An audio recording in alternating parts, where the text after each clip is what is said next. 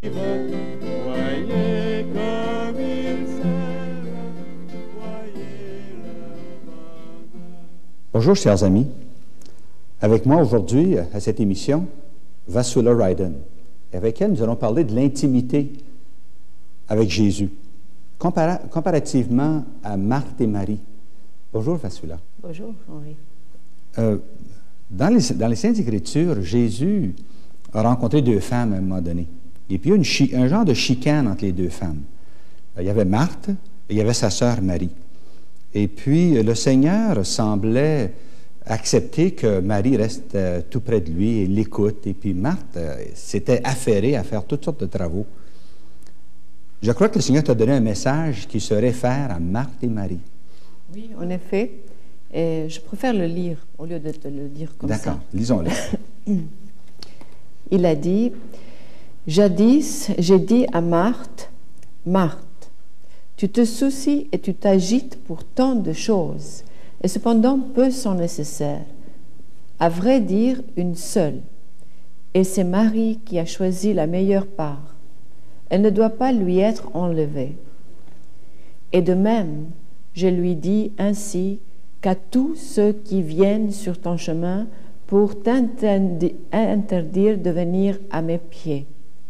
Comme maintenant, pour m'écouter, pour écrire et pour être ensemble en permanence. Vous vous inquiétez et vous vous agitez pour beaucoup de choses dont je n'ai pas besoin. En effet, aujourd'hui, je n'ai besoin que d'une seule chose, une conversation en cœur à cœur, une prière qui dure sans cesse, en adoration à mes pieds. Unissez votre cœur au mien, c'est cela la meilleure part. » Voilà. La toute première phrase est vraiment intéressante. Tu dis, oui, c'est mon don pour toi, et toi, tu es mon don à tous. Bon, je ne l'ai pas lu, parce que c'est vrai, il a dit ça au début. C'est important, cette phrase-là, parce que ce que le Seigneur te dit à toi, il le dit à tous, n'est-ce pas? C'est vrai.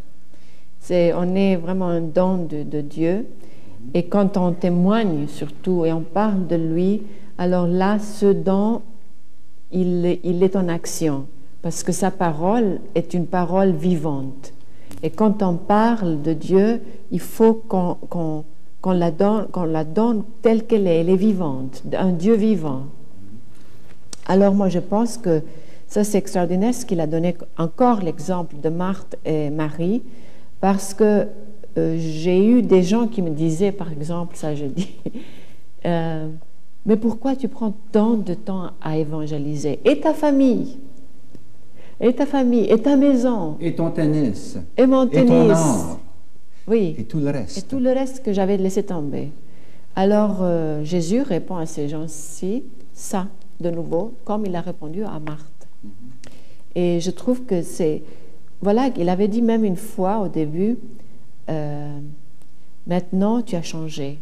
Avant, tu vivais que pour toi. Tout ce que je faisais, c'était pour moi.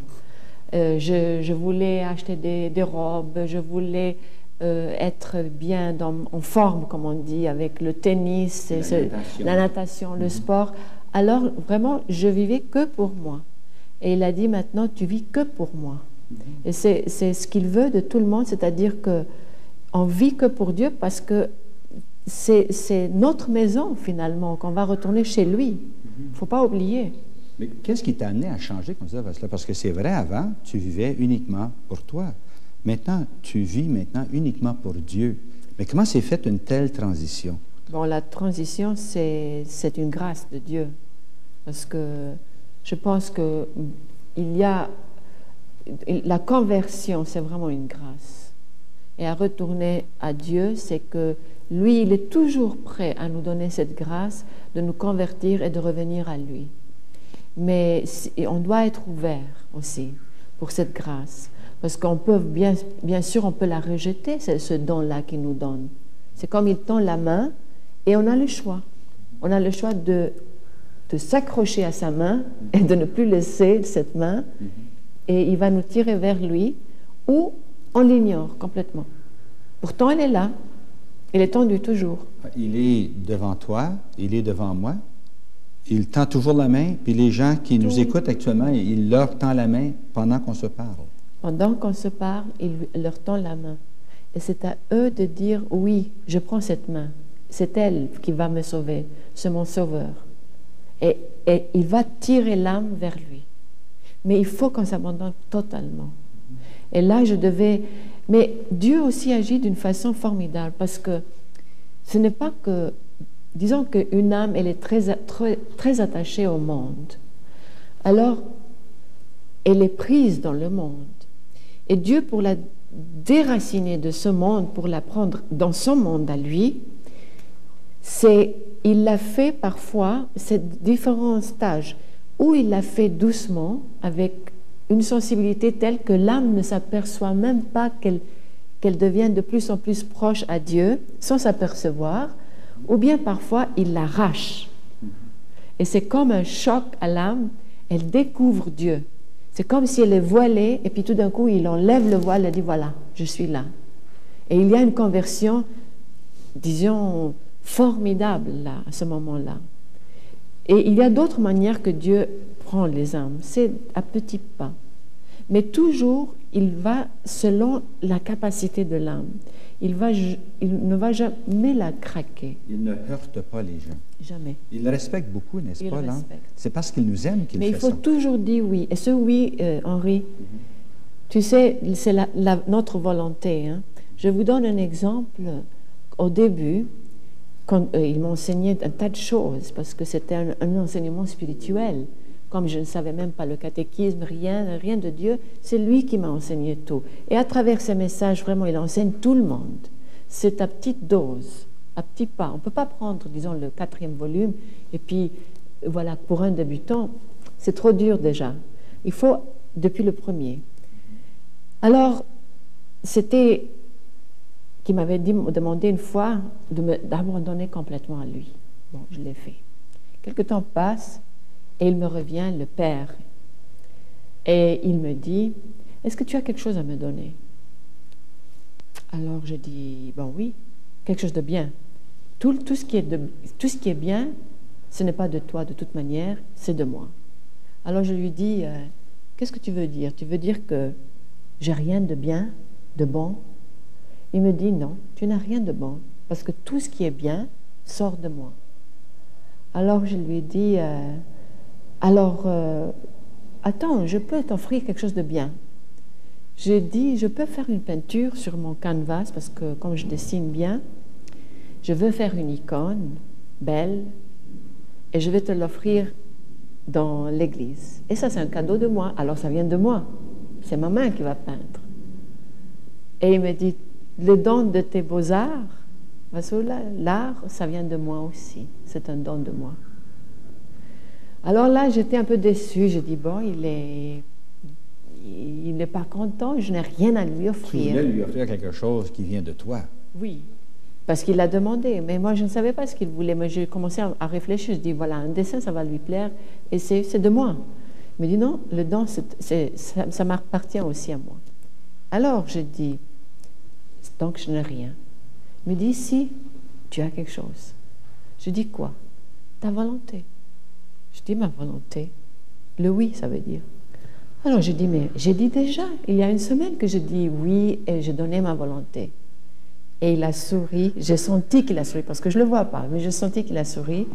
Et il a dit, oui, petite, mais j'aime entendre cette phrase de temps en temps, tous les jours. Pas de temps en temps, il a dit tous les jours. I like to hear this every day. Donc, il veut qu'on s'abandonne tous les jours et il veut le oui, que ça se renouvelle. C'est comme un contrat qui se renouvelle chaque jour. Et de là, alors Dieu nous prend comme une pâte molle qu'on fait du pain et il commence à nous former. La glaise et l'argile pour De former l'argile. une belle poterie, un beau pot. Oui. Et c'est le Seigneur qui le fait, mais ce qu'il veut de nous, c'est oui. Qu'on lui C'est le dise oui, oui. Seigneur, je te complètement. donne ma volonté. Voilà. Comme Marie a fait dans Marthe et Marie. Oui. Marthe s'affairait à gauche et à droite, mais Marie était là devant Jésus, buvant chacune de ses paroles. Et pas seulement ça, Henri, il y a l'adoration. Jésus veut être adoré. Il veut qu'on le contemple journellement, mais aussi la contemplation, et qu'on lui parle directement de notre cœur, une conversation l'âme avec le Créateur. Tu comprends? C'est une intimité qu'il veut. Et puis la prière, il y a des jeunes qui m'ont dit, écoute, la prière, on ne sait pas prier. Je dis, vous ne savez pas parler à votre meilleur ami? Ben oui, on peut parler à notre meilleur ami spontané, comme ça. Je dis, mais Dieu est votre meilleur ami. Parle-lui de votre cœur directement. C'est une conversation qui est sincère et qui vient du cœur. Et avec cette conversation, on devient intime avec Dieu. Et c'est ça que ça manque chez les gens, c'est l'intimité qui n'existe plus avec Dieu. Dieu veut un cœur à cœur avec nous. Un cœur à cœur, et puis une adoration. Au niveau qu'on n'a même pas plus besoin de... C'est-à-dire qu'il nous élève et il nous soulève vers lui. Hein? Et dans cette prière, qui est la prière sans cesse aussi, on arrive au niveau qu'on n'a plus besoin de paroles, parce que notre cœur parle. C'est-à-dire que le cœur parlera quand on pense à lui continuellement. Et tu vas dire, mais comment on peut penser toujours à Dieu puisqu'on est, tu vois, occupé par gauche et à droite? Mais on peut, si on arrive au niveau qu'on l'adore. L'adoration porte quoi? L'adoration porte la soif de Dieu. La soif de Dieu, Dieu nous manque continuellement. On a envie d'être toujours avec lui, au point qu'on réalise qu'on est ici comme un exil et qu'on veut aller vite à la maison, là, en haut. Quand on arrive à ce point-là, alors notre cerveau, notre âme, notre esprit, tout désire Dieu, il a soif de Dieu. Et c'est cette prière continuelle. C'est ça, prier continuellement, c'est avoir soif de Dieu, l'aimer et être en sa présence. Oui. Et alors, pour faciliter aux gens, je dis toujours comme Jésus m'a appris, sans ma présence, quand il dit. Maintenant, il y a des gens qui ont mal interprété, même en anglais, sans, c'est comme si il faut le toucher. Mais c'est pas ça. Sans, c'est sans. Qu'on sent dans notre esprit, conscient de sa présence, qu'elle est là, devant toi, comme une forme réelle, que tu peux presque toucher comme s'il existe en chair et en os, Jésus, parce qu'il est là, il est présent. Et quand tu formes tu mets cette forme devant toi, qu'elle est vivante, qu'elle a un cœur, ce cœur, il est super sensible, et il peut se faire toucher, c'est-à-dire, tu peux le toucher. He can be touched, on dit en anglais. C'est pas la même chose en français. Il est sensible à l'expression de notre amour. Oui. C'est comme une mère, sa fille vient la voir et dit « Maman, je t'aime ». Mais la mère s'en réjouit d'entendre de telles paroles de sa fille.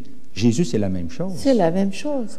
Et quand que tu lui dis « Jésus, je t'aime » ou « Je sais que tu es là, tu m'entends », même si je suis aride, même que mes paroles ne sont pas peut-être choisies, mais mon cœur parle.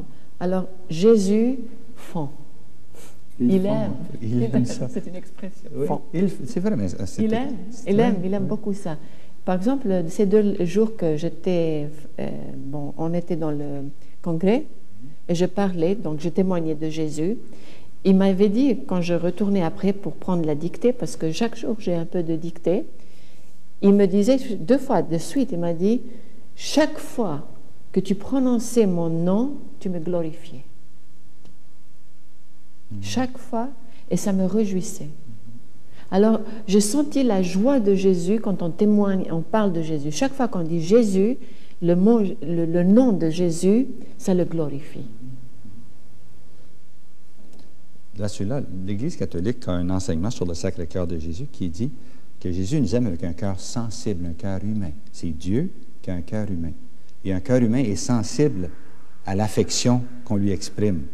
Et tout comme j'aime ça que quelqu'un m'appelle par mon nom, Henri, là je me tourne, puis je regarde la personne, mais Jésus aime ça qu'on l'appelle par son nom, qu'on dit Jésus. Ça lui fait de quoi?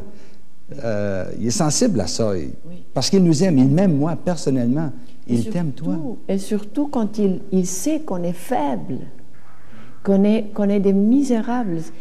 on est wretched en anglais, on dit misérable. On est misérable, on est faible, on a tous les défauts et pourtant on peut dire Jésus. On peut l'appeler avec amour. Alors, bien sûr, il est très sensible parce qu'il sait notre faiblesse. Si on était fort et bien... On n'aurait pas besoin de lui. Oui, voilà. Mais il sait notre faiblesse et c'est à travers cette faiblesse qu'il se glorifie, Jésus.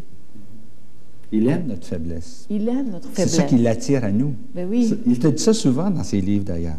Il a C'est dit. parce que tu n'es rien que je suis attiré à toi. Voilà, il a dit, dans ta misère, c'est la misère qui m'attire, il avait dit une fois même. Alors il est attiré et il veut nous aider. Je le vois tout le temps là, devant, pour aider, nous soulever, nous faire comprendre son amour. Marthe et Marie. Marthe avait découvert ça. Marie avait découvert ça. Marthe, elle, a dû être interpellée lorsque Jésus... Elle était un peu intellectuelle. Et affairée, une femme moderne là, qui brasse les affaires et puis il faut que ça bouge. Oui. Puis l'autre, maintenant, il ne faut pas croire que Marie ne faisait rien. C'est elle qui était au pied de la croix. C'est elle qui est allée verser de l'huile sur Jésus. C'est elle qui, après la mort de Jésus, s'est rendue au tombeau. C'est une femme active. Elle faisait des choses. Mais c'était toujours pour Jésus. Oui. Elle vivait pour Jésus. Et c'est ça que Jésus nous demande, vivre. Pour arriver là, les gens disent, mais on a aussi ça, comment est-ce qu'on peut se détacher?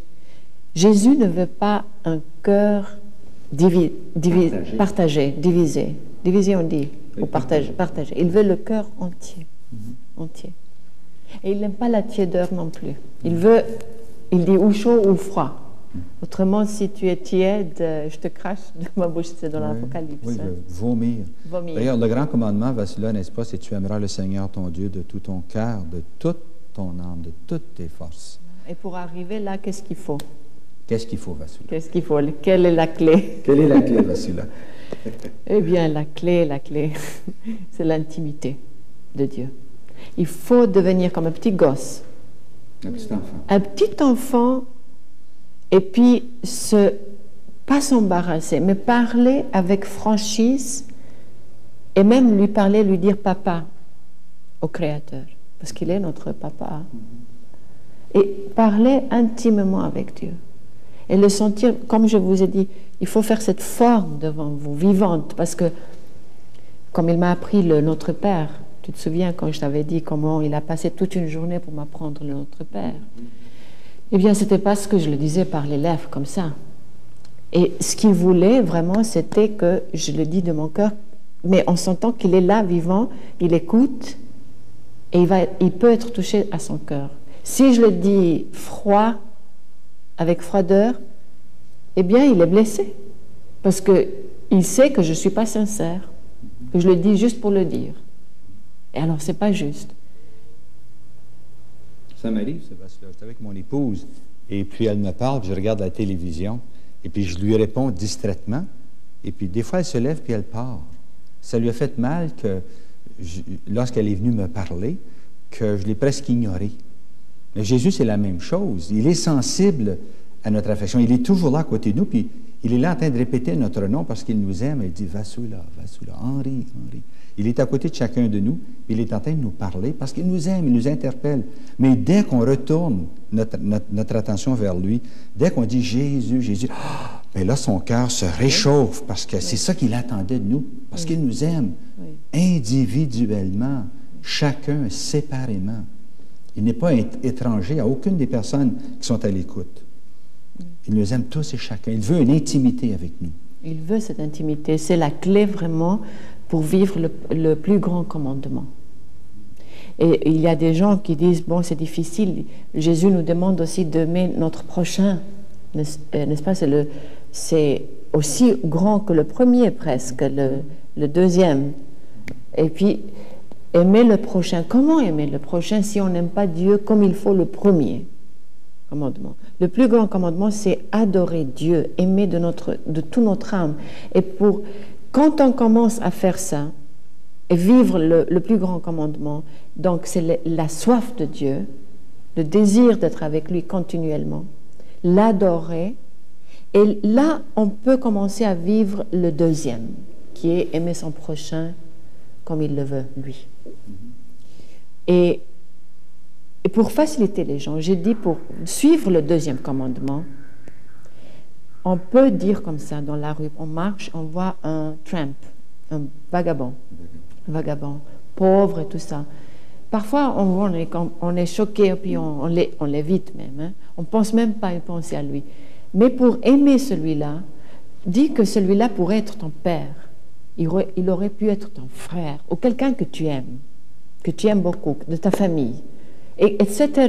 On va aller plus loin. Des gens qui passent devant toi, tu médites et tu regardes chacun, tu dis, celui-là aurait pu être quelqu'un que j'aime, ma soeur. Ou même ces gens-là qui, parfois, ils ont des chicanes, on dit, avec nous. Il ne faut pas les détester, il faut les aimer. Et comment les aimer? Dire, voilà, celui-là pourrait être de ma famille, quelqu'un que j'aime de ma famille. Pourquoi la blesser? Pourquoi agir comme ça? Et c'est comme ça, j'aimais moi les gens comme s'ils sont de ma famille. Chacun, je dis, voilà, il pourrait être de ma famille. Et ma famille, je l'aime bien. Tout le monde aime sa famille. Il faut non seulement aimer Dieu, il faut aimer son prochain pour l'amour de Dieu, avec l'amour de Dieu. C'est ça. Et pour faire ça, il faut prendre tout le monde comme une famille. Après tout, on est une famille. En réalité, on est une famille, un seul père. Oui. Puis Jésus est venu nous rassembler. Mais les gens ne pensent... Il y a des gens qui ne méditent pas de cette façon, alors ça les trouble comment suivre ce commandement. Ils ne savent pas. Mais s'ils commencent à méditer, dire, voilà, on est après tout une famille, on est créé par les mêmes mains de Dieu. On a passé tous par les mêmes mains. Et je pense qu'avec cette méditation, ça aide.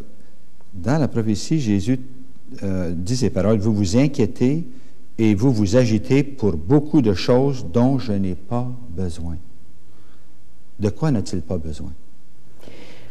Il n'a pas besoin de courir de gauche et à droite. Il n'a pas besoin de...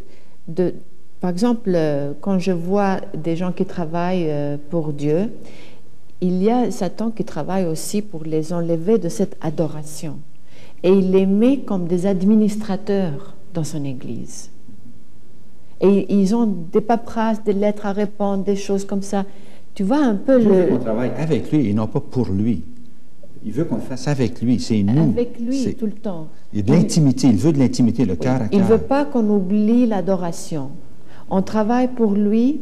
Oui, on a des lettres à répondre, peut-être importantes, des choses comme ça, mais avec lui. Parce que quelquefois, on coupe et on travaille que ça et on laisse les prières, on laisse tomber parce qu'on n'a plus le temps pour prier, on n'a plus le temps pour adorer, on n'a plus le temps, cette intimité. Et on croit qu'on fait la volonté de Dieu finalement. C'est pas ça. C'est pas ça que le Seigneur veut. C'est le cœur à cœur. Qu'on le fait avec adoration pour lui et on ne lâche pas les prières à cause d'une lettre ou quelque chose comme ça. Puis tu dis que c'est possible pour tout le monde. N'importe qui peut avoir cette intimité avec Dieu, avec Jésus. Oui. N'importe qui. Et Jésus veut une intimité avec chaque personne qui nous écoute. Chaque personne. Chaque personne. C'est son grand désir. C'est son grand désir. C'est pour ça qu'il est mort sur la croix. Par amour. Pour être capable d'établir un lien avec chacun de nous, puisque nos péchés sont pardonnés par sa mort sur la croix, par son sang versé. Oui. Là, je te remercie beaucoup. Merci, Henri. Chers amis, cette Marie dont on parle, quelque temps après, a eu l'épreuve la plus grande de sa vie. Elle a comment anticipé, parce qu'elle avait entendu Jésus dire qu'il s'en allait mourir sur la croix, qu'il allait être livré par les Juifs aux Romains et qu'il allait être suspendu sur la croix, élevé de terre. Et elle en souffrait terriblement. Et quelques jours avant que l'événement arrive, elle s'est rendue où Jésus se trouvait. D'ailleurs, c'est Jésus qui est venu chez elle, parce que Marie, c'est probablement la sœur de Lazare. Alors, 6 jours avant la Pâque, 6 jours avant la mort de Jésus, Jésus vint à Béthanie où était Lazare, que Jésus avait ressuscité d'entre les morts. On lui fila un repas. Marthe servait. Marthe servait Jésus cette fois-ci. Elle l'aimait et elle voulait lui donner ce repas. Lazare était l'un des convives. Alors Marie, prenant une livre de parfum de nard pur de grand prix, oignit les pieds de Jésus et lui essuya avec ses cheveux. Et la maison s'emplit de la senteur du parfum. Le Seigneur veut qu'on s'occupe de lui. Il vous le demande à vous aussi qui m'écoutez. Jésus veut tellement que votre regard soit tourné vers lui. Puis Jésus veut vous offrir cette grâce. Pendant que je vous parle maintenant, vous n'avez qu'à la demander à Jésus. Il veut être un avec vous, créer un lien d'unité et d'amitié. Et pour le faire, il vous demande de vous abandonner à lui, de vous tourner vers lui et de dire « Jésus, je t'aime », de répéter son nom régulièrement. Et en répétant son nom, eh bien, ça appelle Jésus. Son oreille est collée à vos lèvres quand vous le dites. Dites Jésus, Jésus, Jésus. Je voudrais qu'en vous voyant vivre, étonner les gens puissent dire, voyez comme ils s'aiment, voyez leur bonheur. Mais plus fort que bien des paroles, vos regards toucheront les cœurs. La plus belle des paraboles, c'est le chant de votre bonheur, de votre bonheur. Je voudrais qu'en vous voyant vivre, étonner les gens. Ben, celui-là, aujourd'hui, on a des gens qui nous écoutent, qui sont en chômage spirituel. Et toi, on me dit que tu es recruteur pour le royaume de Dieu. Maintenant, je sais que le Seigneur t'a donné un message pour que tous ceux qui veulent travailler pour le royaume de Dieu puissent y venir, mais il y a besoin de formation. Maintenant, j'aimerais que tu nous donnes ce message-là. Est-ce que c'est vrai que n'importe qui veut servir le Seigneur peut le servir, peut travailler avec lui et pour lui? Eh bien, je veux te lire ce petit message-là.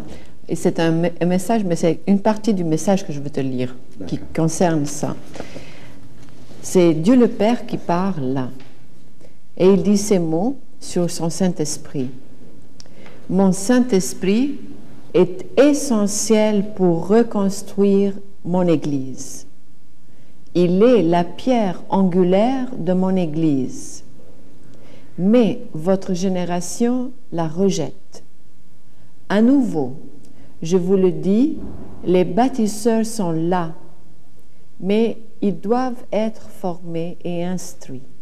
Dépêchez-vous de rebâtir mon Église en utilisant chaque pierre, mais n'oubliez pas l'essentiel, ne rejetez pas la pierre angulaire. La pierre angulaire, il veut dire qui est l'Esprit Saint. Bon, parce que là, il y a des gens qui veulent travailler. Ce qu'il veut nous faire comprendre ici, Henri, c'est que quand il dit les bâtisseurs sont là, donc il a déjà des gens prêts pour se convertir, des gens qui sont ouverts pour la parole de Dieu, et il a besoin de ces gens. Et il dit, voilà, ils sont là, mais il faut les instruire. On a les bâtisseurs, mais ils ont besoin d'instruction, de formation, avant qu'on les mette à bâtir, rebâtir la maison de Dieu. Et il leur rappelle que n'oubliez pas que c'est l'Esprit Saint qui est la pierre angulaire. Donc il faut demander l'Esprit Saint. C'est le Père qui dit ça. Le Père veut bâtir. Oui. Puis il se cherche des artisans, il se cherche des ouvriers, des travailleurs. Il cherche des travailleurs. Puis il lui dit que les bâtisseurs sont là. En d'autres mots, il s'agit d'aller les chercher. Oui. Mais ce qui leur manque, c'est l'Esprit Saint. Oui, c'est l'Esprit Saint. Les bâtisseurs sont là, ça veut dire qu'ils sont là, mais ils sont en chômage. Il y a beaucoup de chômage de ce temps-ci. They are unemployed. Et il veut qu'on les prenne. C'est notre devoir d'évangéliser. Et tout le monde qui veut évangéliser doit évangéliser parce qu'il y a les bâtisseurs. Mais il faut les instruire et puis les employer. Comment fait-on ça, celui-là? Comment le Père éternel va-t-il faire ça? Par son Esprit Saint. Par son Esprit Saint, mais aussi par notre devoir. Parce que nous, on a obtenu une grâce de Dieu pour pouvoir aimer Dieu et puis pour parler de Dieu et avoir les possibilités, les moyens de diffuser sa parole, n'est-ce pas? Et ça, c'est notre devoir aussi de prier pour les autres, d'obtenir cette grâce de conversion pour qu'ils puissent être aussi des bâtisseurs. Mais il y a des gens qui nous écoutent, Vassula, c'est ça qu'ils désirent. Hein? Ça fait longtemps qu'ils entendent parler de Dieu et puis ils veulent servir Dieu. C'est un désir sincère, mais vraiment, ils sont en chômage. Pour quitter le chômage et puis se mettre sur la ligne de travail, qu'est-ce qu'ils doivent faire? Il ne faut pas avoir peur d'évangéliser. Voilà. Moi, c'est parler de Dieu. Parce qu'ils sont parfois, tu sais, timides de parler de Dieu, de dire leur, comment dirais-je, les spiritual experiences, les expériences qu'ils ont passées. Il faut témoigner. Et puis, il faut prier pour l'Esprit Saint qui vient. Qui viennent sur eux. Le Seigneur te donne une prière immédiatement après. Il dit maintenant, mon enfant, répète après moi. Il dit cette prière, Seigneur, je suis à toi, sauve-moi et sauve également mes frères par ton amour rédempteur. Et c'est une prière, un appel de Dieu pour les sauver et les transfigurer. Ça, c'est une prière que le Seigneur veut que toi, tu fasses. C'est une prière qu'il veut que moi, je fasse. Et c'est une prière qu'il veut que les gens qui sont à l'écoute, ils fassent. Répète-la, on va la dire en même temps que toi, le Vassula. Seigneur, Seigneur, je suis à toi. Je suis à toi. Sauve-moi. Sauve-moi. Et sauve également mes frères. Et sauve également mes frères. Par ton amour rédempteur. Par ton amour rédempteur. Amen. Amen, amen, amen. En fait, le travail que le Père veut que l'on fasse, c'est lui qui va le faire par son Esprit Saint en nous. C'est pour ça qu'il veut une intimité avec nous. Il veut qu'on soit unis à lui pour qu'il puisse, par son Esprit Saint, nous faire travailler dans sa vigne, dans sa maison, dans son sanctuaire. Tu sais, Henri, le Saint-Esprit joue un rôle très, très, très important. Il dit dans d'autres passages que l'Esprit Saint, c'est le cœur de l'Église. Alors, il dit, comme dans un corps, s'il n'y a pas un cœur, il est mort. Et il compare l'Église comme un corps qui a un cœur qui bat et qui le tient vivant.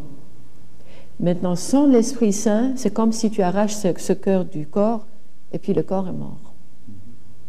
Et il le dit, parce qu'il y a là-dedans des enseignements vraiment simples, je peux dire, des comparaisons simples, mais qui nous dit qui c'est l'Esprit Saint, parce que, comme on sait, il y a des gens qui ne connaissent même pas qui est l'Esprit Saint. C'est la troisième personne de la Sainte Trinité la plus mystérieuse.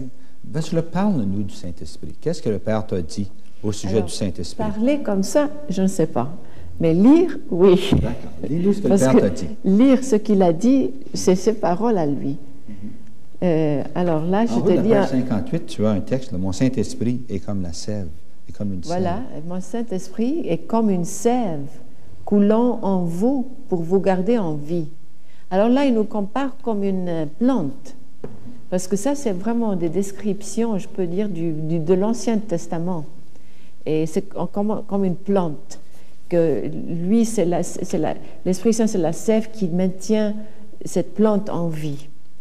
C'est ainsi, ma fille, que tu dois compter sur mon Saint-Esprit, le dispensateur de vie, le dispensateur d'amour fidèle, le dispensateur de joie et de paix.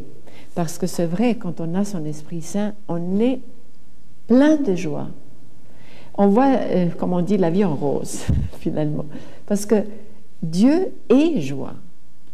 Et il y a des misinterpretations, des malinterprétations. Il y a des gens qui disent « Oh, Dieu, il est triste, il est souffrance. » Tout de suite, Dieu est souffrance. Dieu est juge.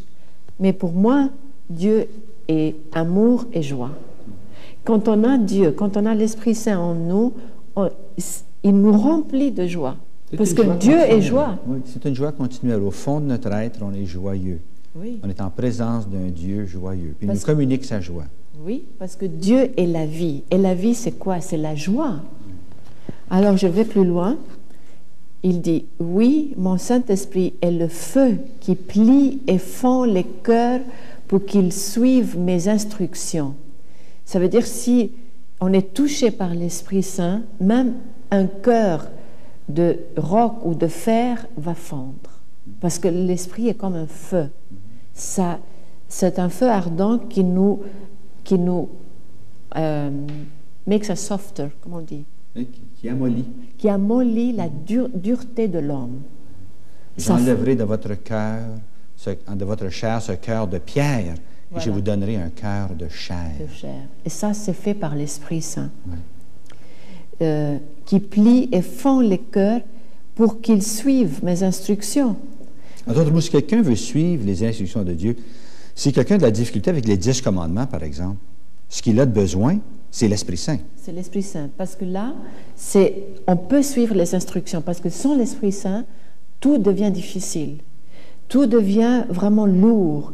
Tout devient impossible et finalement, on craque. On ne peut pas. On peut pas faire, on ne peut pas suivre ce tel commandement ou tel commandement parce que c'est trop raide, c'est trop dur, on ne peut pas. Mais si on a l'Esprit Saint, on a l'amour. Et on a l'instruction et on a la sagesse de Dieu. Tout ça, c'est des dons gratuits qu'il nous donne. Et avec ça, on marche dans la lumière et vers Dieu et on trouve tout formidable, joie et simple à faire. C'est plus des fardeaux. Parce qu'il y a des gens qui disent on ne peut pas, c'est trop raide, les 10 commandements. Mais non, ça devient un fardeau si notre cœur est dur et on n'est pas rempli par l'Esprit Saint. Et l'Esprit Saint, qu'est-ce qu'il fait en nous? Il casse tout, il brise. Il est comme un marteau, comme il y a Jérémie qui dit, comme un marteau, il brise et il casse. Et c'est comme un noyau là à l'intérieur, c'est le fruit, c'est la chair. Un cœur de chair. Il casse l'extérieur du noyau. La carapace, la dureté, la méfiance. Oui. Et puis à ce moment-là, on peut aimer le Père. Si quelqu'un n'aime pas Dieu le Père, si quelqu'un veut aimer Jésus, mais Jésus est comme un étranger pour lui. C'est intellectuel, c'est il y a longtemps. Mais si quelqu'un veut connaître Jésus intimement, c'est l'Esprit Saint qui va le lui donner. C'est l'Esprit Saint. Je continue. Alors il dit, pour qu'ils suivent mes instructions, détournant vos yeux des images vaines. C'est quoi ça? Eh bien, tout ce qui est du monde, c'est vain. Toutes les choses artificielles, c'est la télévision, par exemple. Tu vois, notre image, elle est fixée dans la télévision. Maintenant, oui, ils voient, mais c'est la spiritualité. C'est quelque chose de différent. Mais je dis des programmes inutiles. Des soap operas, comme on appelle. Je ne sais pas si tu dis soap operas. Ça, oui. Des choses que tout le long du jour, ça passe vide, vaine. On est en train d'être en adoration devant une télévision qui nous donne des choses en vaine. Rien, on n'apprend rien. Ça atrophie notre spiritualité. C'est des pertes de temps. Oui. On est atrophié. Et Jésus dit plusieurs fois dans les messages, vous êtes devenus des atrophiés. Très actifs, très occupés, mais vides. Vides. Et on est attaché sur ces choses matérielles, sur du matériel. C'est ça les images vaines. Mon Saint-Esprit est le généreux dispensateur de mes paroles, amenant votre esprit et votre cœur tout entier à rechercher la sagesse. Alors là, on commence à rechercher la sagesse, la parole de Dieu, la connaissance. Spécialement en ces temps, de tout votre cœur, demandez instamment les dons de mon Saint-Esprit. Pourquoi dit-il spécialement en ces temps? Parce que ces temps, c'est des temps qu'on vit dans les ténèbres. Il y a une aridité, Jésus dit, ça devient de pire en pire, cette aridité. C'est comme un désert. C'est les ténèbres actuelles qu'on vit.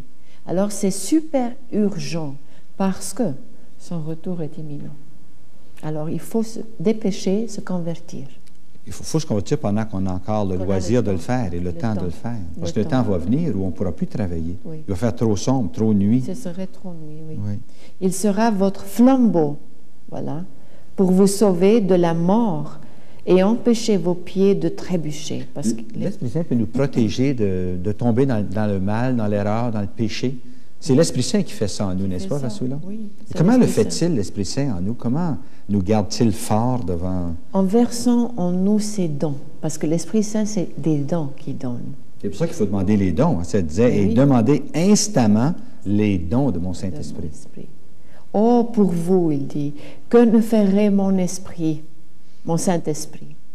Voilà, il est tout prêt. Il est tout prêt à verser sur vous tous ses dons. Mais on n'a qu'à l'appeler vraiment du cœur. On dit, viens. Un mot. Mon Saint-Esprit vous conduira à passer votre vie en ma présence et dans les cours de mon royaume.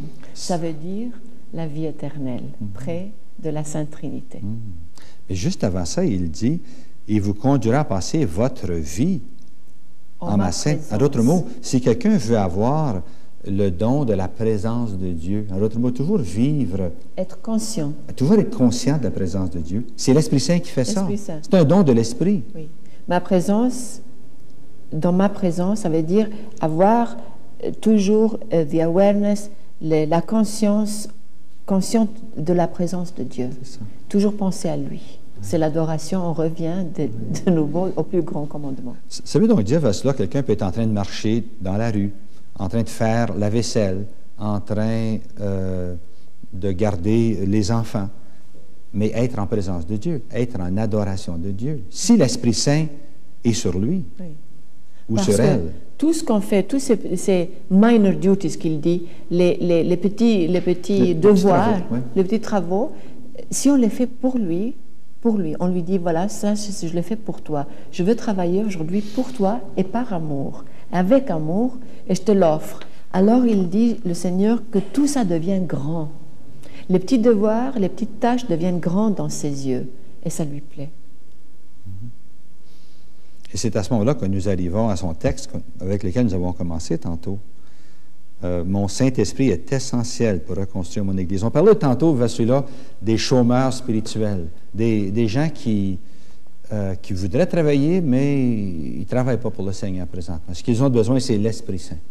C'est l'Esprit Saint et une conversion totale.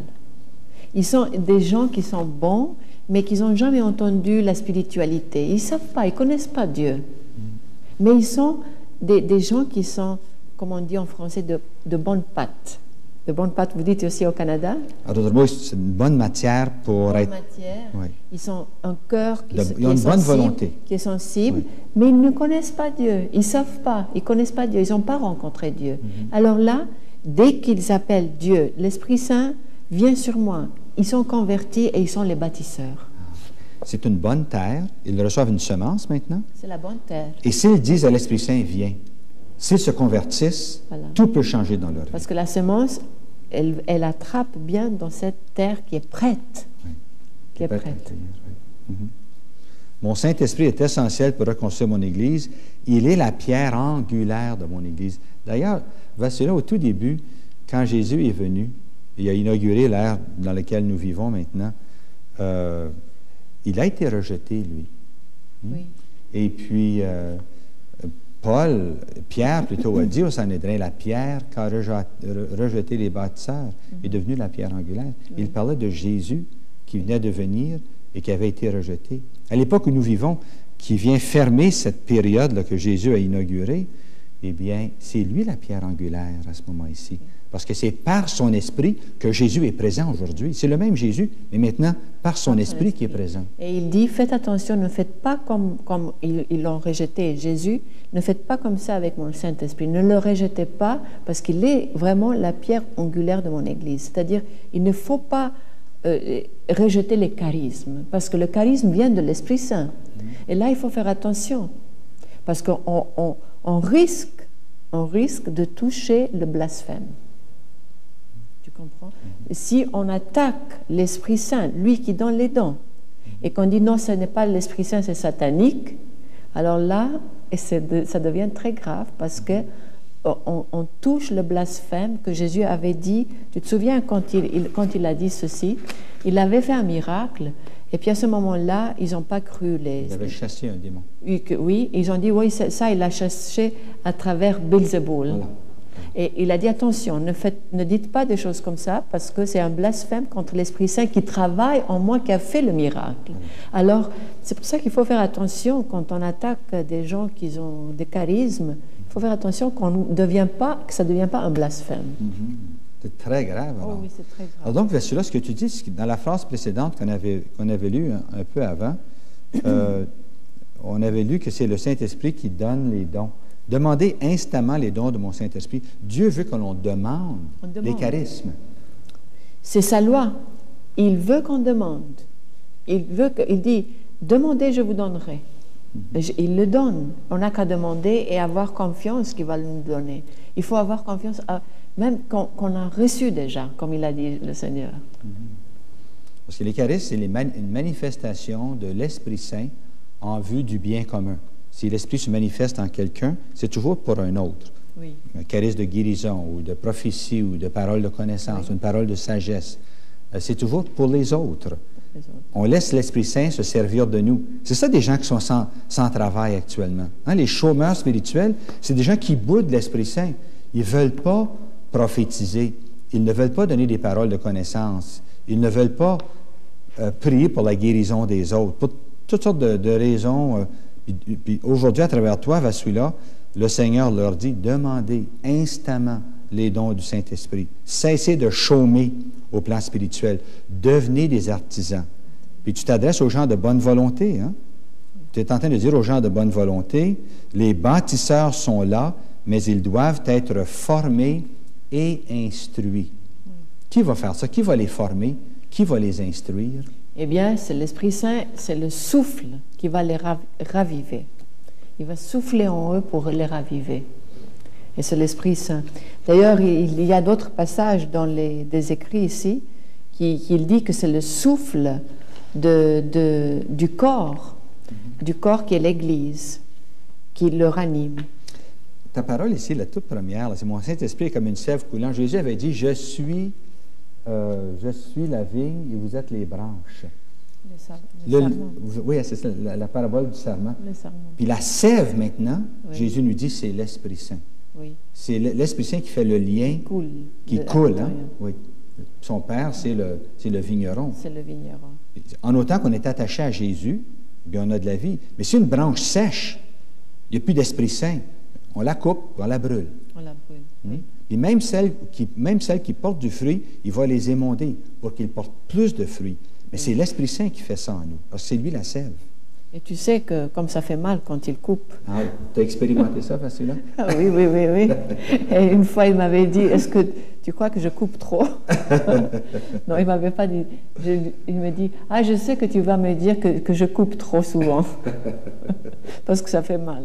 Oui, ça fait mal, mais c'est nécessaire. Mais c'est nécessaire parce que ça porte des fruits. Voilà. S'il ne coupe pas, il n'y a pas de fruits. Oui. Parce qu'à ce moment-là, il est en train de nous former un caractère chrétien. Il est en train de nous transformer à l'image de Jésus qui était doux et humble de cœur. Oui. Il faut devenir comme lui. L'image, le reflet, tout à fait. Oui. Alors, comme j'ai dit, quand il commence à couper, oui, c'est une purification.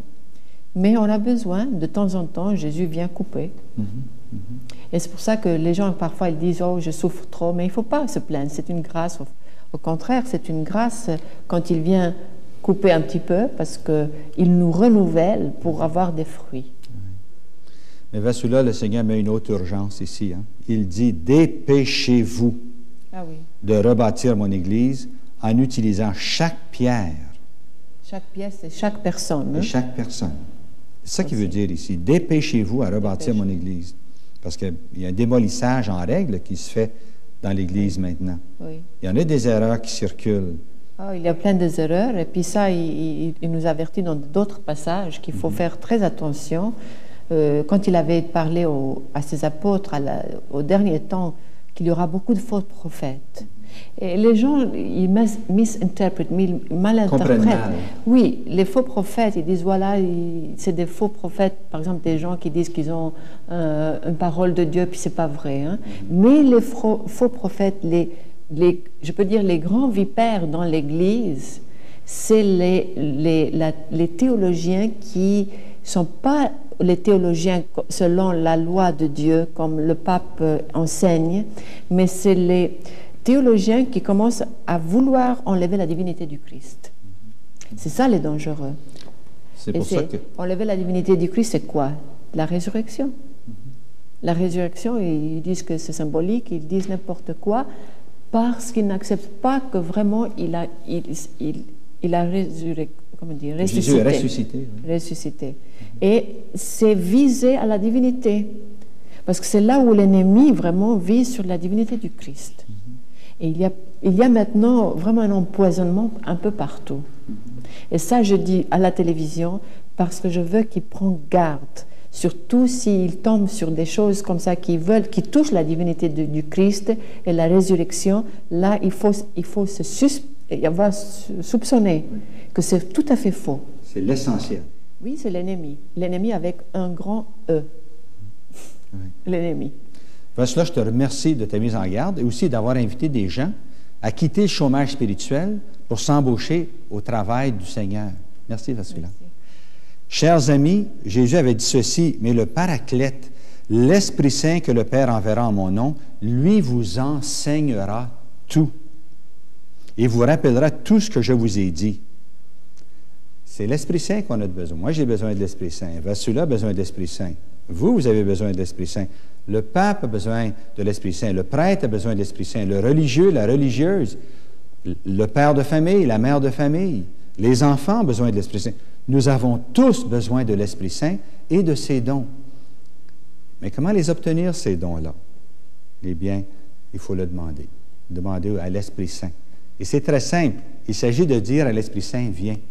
Au tout début, l'Esprit planait. L'Esprit Saint planait sur la création, puis dès que Dieu a dit que la lumière soit, l'Esprit Saint a surgi sur le chaos et la lumière en est sortie.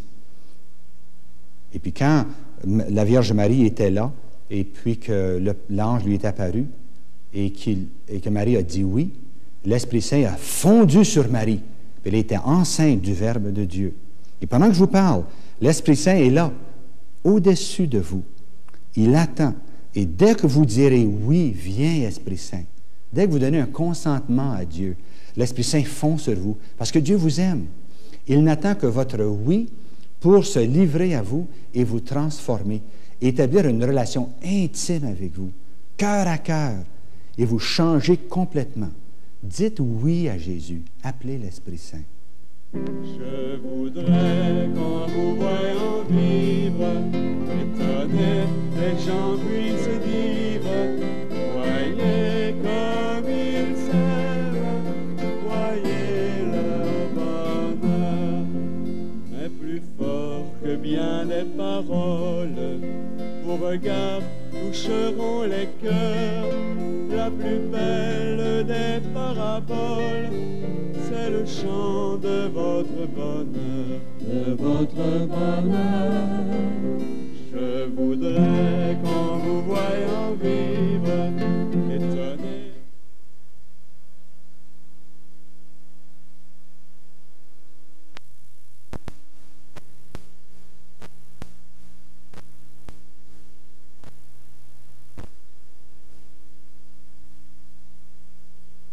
Bonjour, chers amis. Ici Henri Lemay. Avec moi en studio, Vassula Ryder. Bonjour, Vassula. Vassula, tu es grec orthodoxe, je suis catholique romain. Nous avons une chose en commun, c'est l'Eucharistie.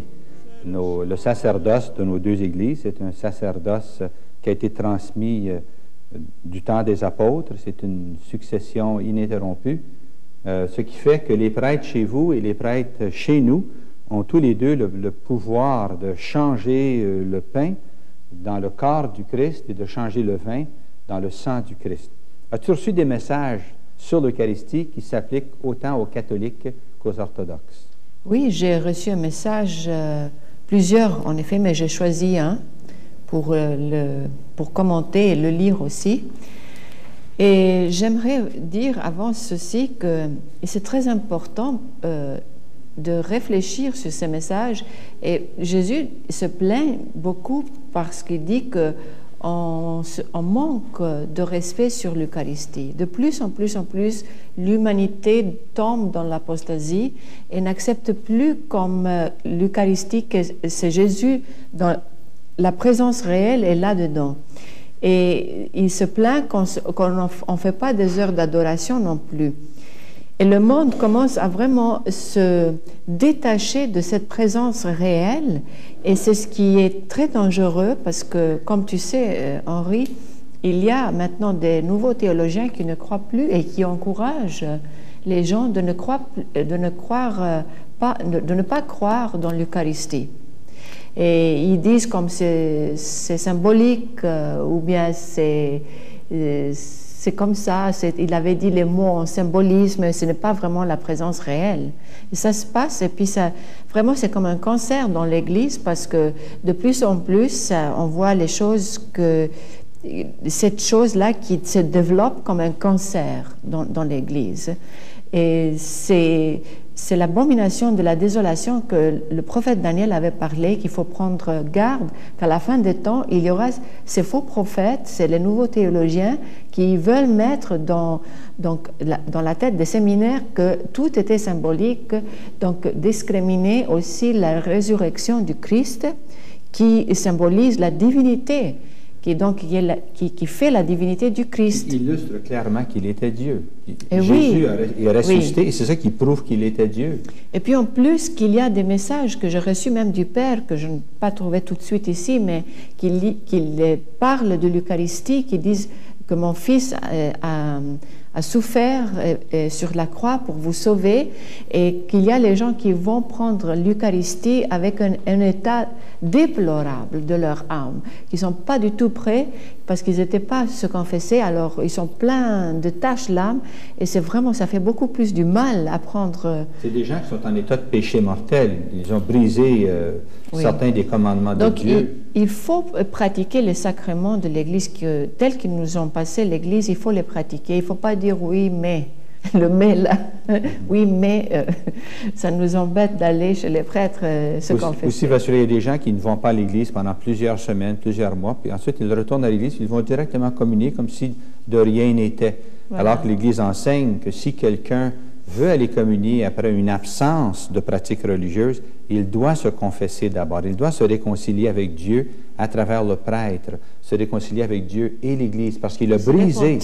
Il doit se repentir parce qu'il a brisé un commandement de Dieu oui. qui nous ordonne de sanctifier le jour du Seigneur. Alors, chaque semaine. Laissez-moi lire les passages là que le Christ nous a donnés, le 29, 12, 89.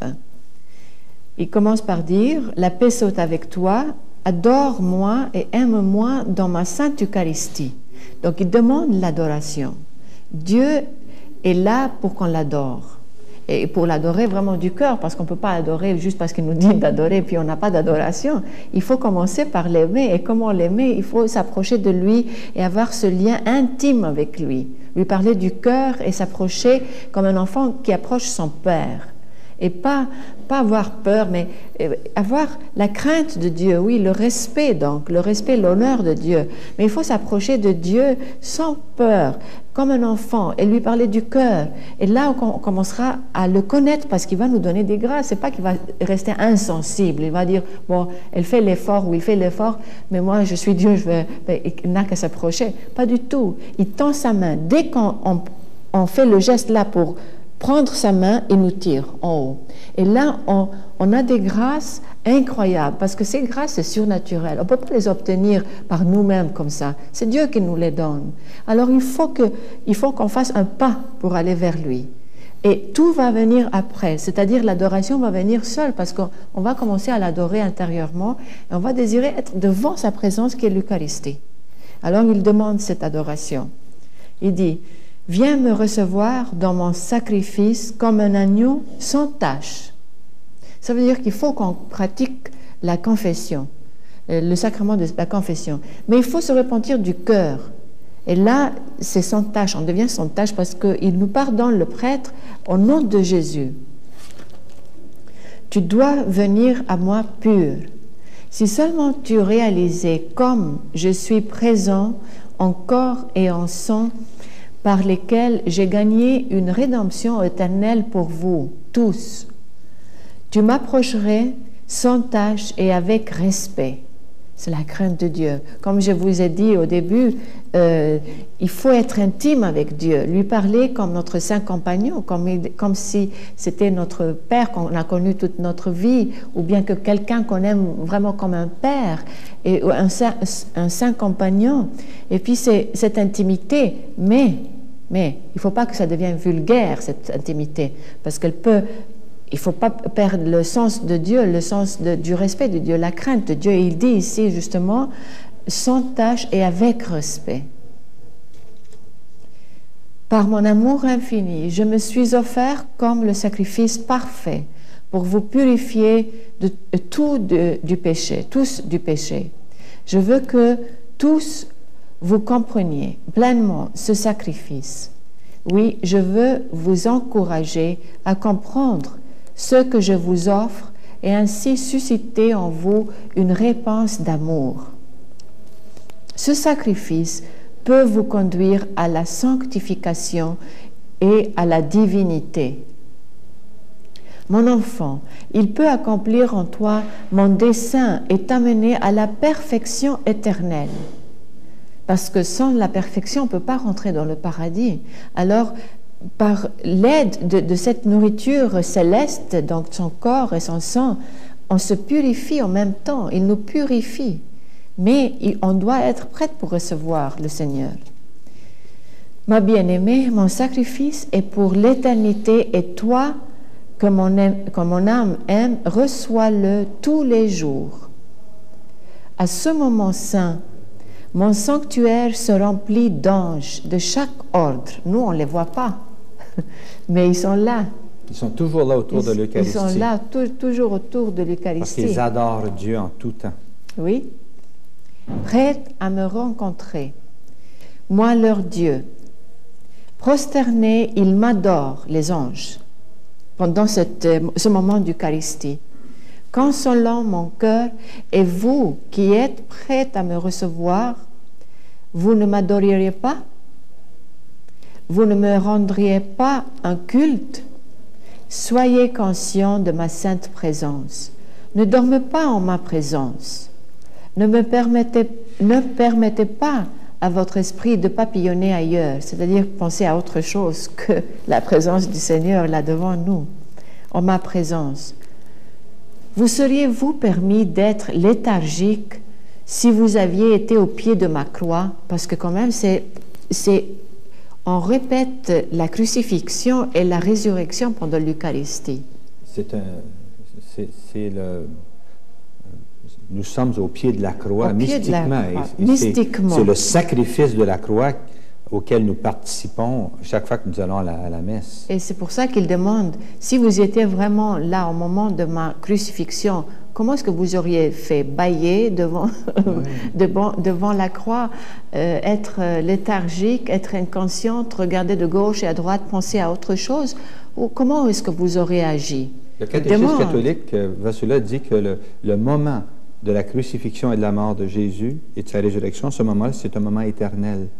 Qui transcende le temps. Oui. Il est toujours présent lorsque nous célébrons la messe. Nous sommes là, au pied de la croix, avec le Christ qui est en train de mourir. Et nous sommes là au tombeau quand le Christ est en train de ressusciter. C'est ça la messe. Oui. C'est nous unir au grand mystère, le mystère qui transcende toute l'histoire de l'humanité. La messe est extrêmement grande et belle. Oui. Alors il dit, vous seriez-vous permis d'être léthargique si vous aviez été au pied de ma croix sur le Golgotha? Mes bien-aimés, comment vous seriez-vous sentis si vous aviez assisté à ma crucifixion sur le mont? Auriez-vous permis à votre esprit de s'emplir des événements insignifiants du jour? Tu vois? Où seriez-vous tombé prosterné au pied de ma croix pour m'adorer, moi, votre Dieu? Je suis mort pour vous sur la croix sans égard aux souffrances que j'aurais à subir. Vous permettriez-vous alors d'être inattentif et négligent en face de mon sacrifice?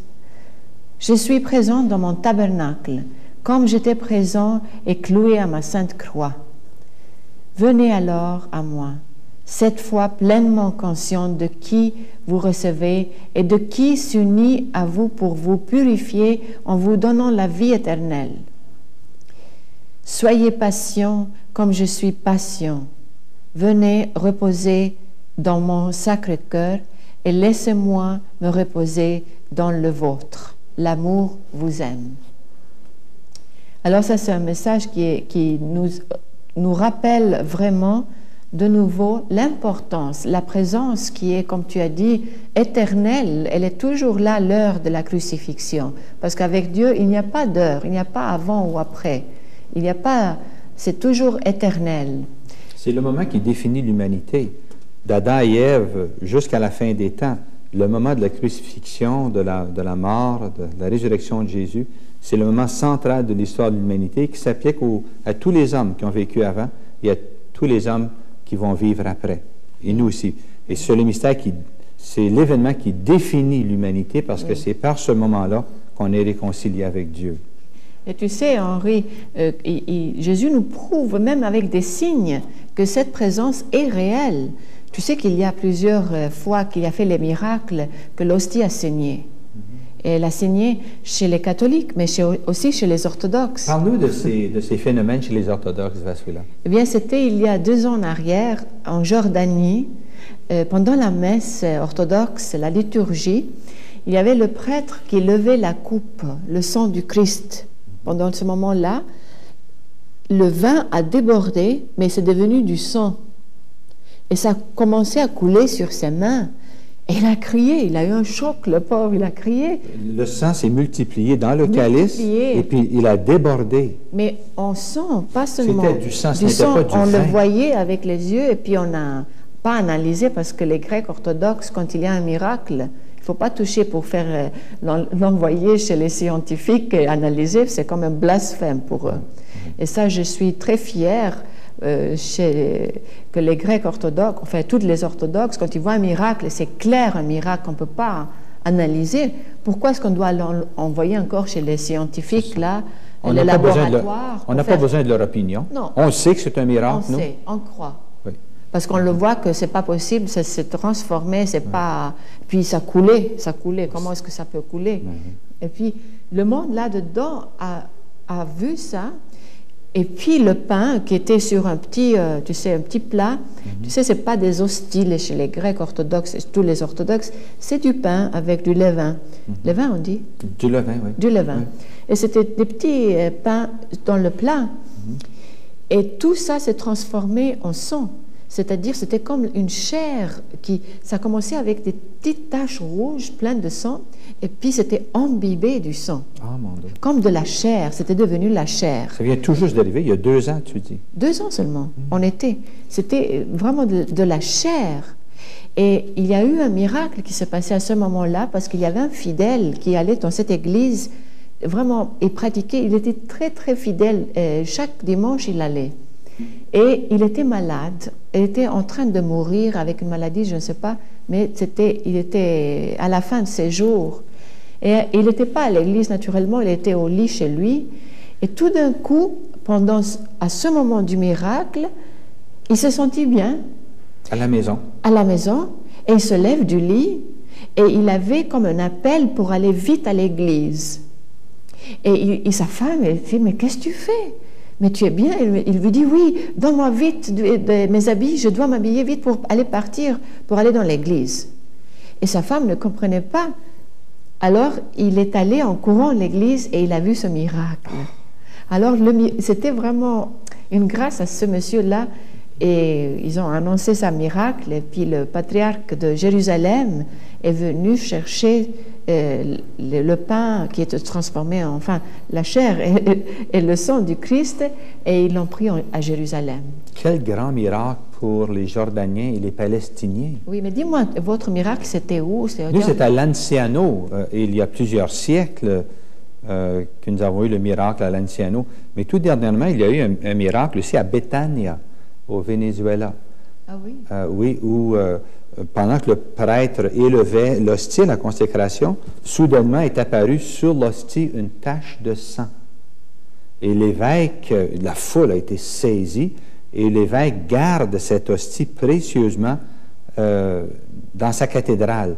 Et les gens qui vont à Béthania, où la Vierge apparaît, peuvent aussi se rendre à la cathédrale où on garde ce miracle de cette hostie qui a reçu une goutte de sang de Jésus. J'ai vu des films et j'ai rencontré des personnes qui sont allées le voir et ils ont été saisis de respect et d'adoration devant ce miracle de l'Eucharistie. Il y a aussi Marthe Robin, une catholique en France qui est décédée en 1981-82 oui. Et qui a vécu pendant 49 ans sans manger, sans boire, ni dormir. La seule chose qu'elle pouvait prendre, c'était l'hostie consacrée. Et plusieurs gens voyaient l'hostie qui quittait le calice sous la main du prêtre et se rendait à sa langue sans que personne la porte. Et puis là, reposant sur sa langue, l'Eucharistie disparaissait. Et puis là, elle rentrait dans son agonie. Elle vivait ça chaque semaine, l'agonie de Jésus et la passion de Jésus. Marthe Robin, une grande mystique des temps modernes. Et elle n'a vécu pendant 49 ans que de l'Eucharistie. Une ou deux Eucharisties de l'hostie par semaine. C'est tout. Puis elle versait son sang, évidemment, son sang coulait à cause de la passion.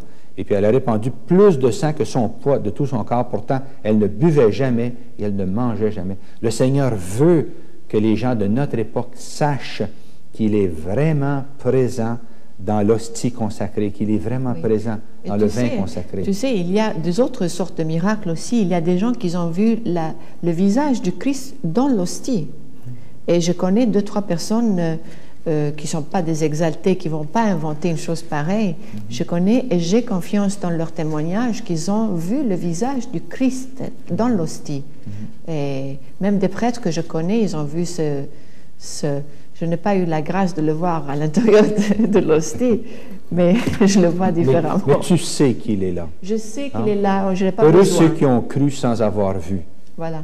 Il faut croire parce que c'est ça que l'Église catholique, c'est ça que l'Église orthodoxe croit et enseigne. Il faut le croire parce que c'est la vérité, c'est Dieu qui l'a dit et Dieu ne peut ni se tromper ni nous tromper. Oui.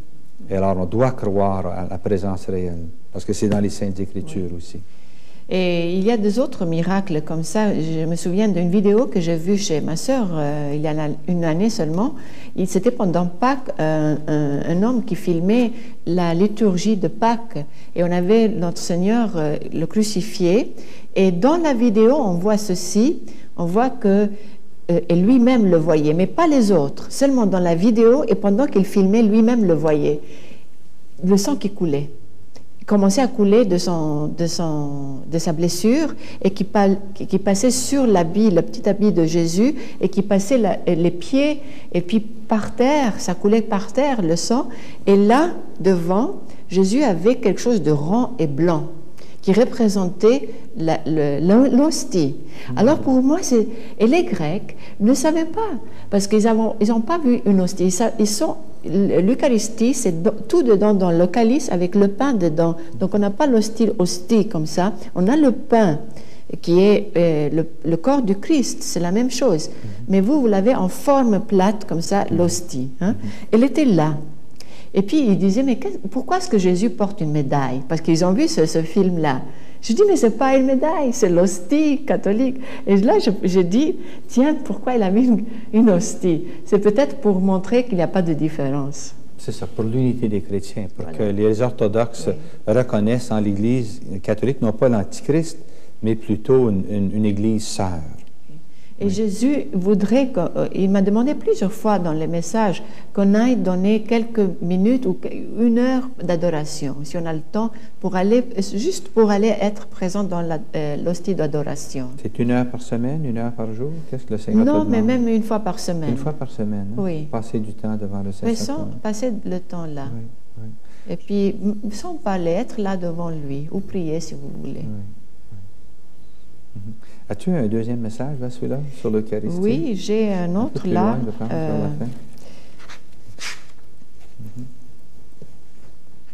Là, c'est un message, je ne me souviens plus la page qu'on avait mis. C'était un message comment il faut aller à l'église et puis qu'il est tout présent. Et il m'avait dit que l'église, quand même, c'est ma maison.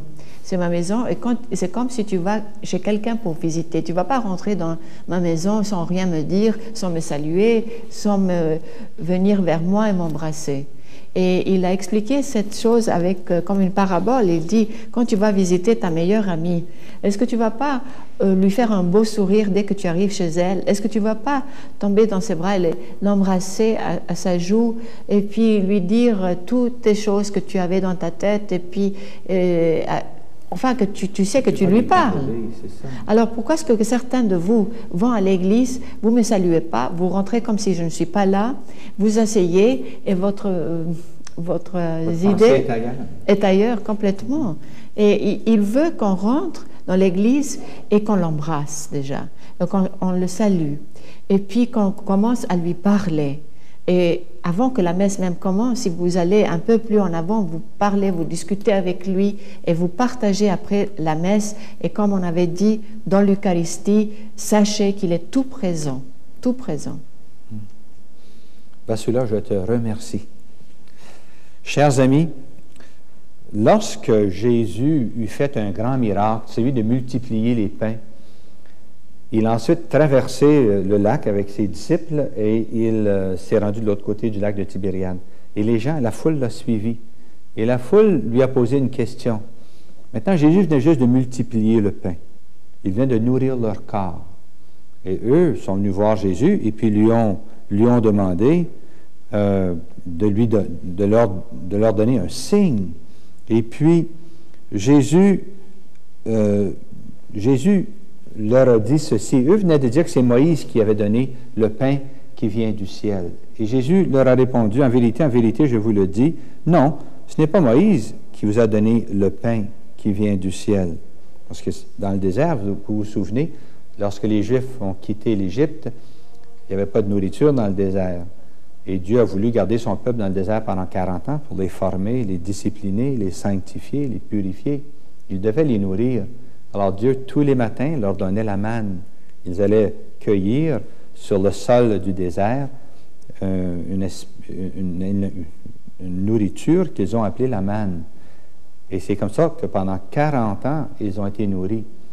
Mais là, Jésus leur dit, non, ce n'est pas Moïse qui vous a donné le pain qui vient du ciel, mais c'est mon Père qui vous le donne, le pain qui vient du ciel, le vrai. C'est donc dire que la manne qui a vraiment existé était le type, le symbole, la préfiguration de ce qui devait venir. Et ça, c'est l'Eucharistie. C'est le pain consacré. Et là, Jésus a dit, car le pain de Dieu, c'est celui qui descend du ciel et donne la vie au monde. Seigneur, donne-nous toujours ce pain-là. Puis là, Jésus leur dit, je suis le pain de vie. Qui vient à moi n'aura jamais faim. Qui croit en moi n'aura jamais soif. En établissant une relation avec Jésus, c'est une relation qui va durer toujours. Et Jésus veut nous nourrir avec son corps, il veut nous nourrir avec son sang. Jésus a dit, je suis descendu du ciel pour faire non pas ma volonté, mais la volonté de celui qui m'a envoyé. Or, c'est la volonté de celui qui m'a envoyé que je ne perde rien de tout ce qu'il m'a donné, que je le ressuscite le dernier jour. Oui, telle est la volonté de mon Père, que quiconque voit le Fils et croit en lui ait la vie éternelle, et je le ressusciterai au dernier jour. Jésus veut te ressusciter au dernier jour. C'est ça qu'il veut faire. Il veut te mettre à sa droite pour t'amener à son Père pour toute l'éternité. Mais il ne peut le faire sans ton consentement, sans ta participation, sans que tu dises oui, sans que tu renonces au péché, sans que tu crois à tout ce qu'il dit. Jésus a dit, nul ne peut venir à moi si le Père qui m'a envoyé ne l'attire. En ce moment, c'est le Père lui-même, par la puissance de l'Esprit Saint, qui t'attire à Jésus. Il t'attire pour que tu te donnes à lui, que tu te livres à lui, que tu crois tout ce qui est écrit dans les Saintes Écritures, tout ce que nos églises enseignent. Oui, viens à Jésus. Fais-lui confiance. Remets ta vie entre ses mains. Je voudrais qu'en vous voyant vivre, étonné, les gens puissent dire, voyez comme il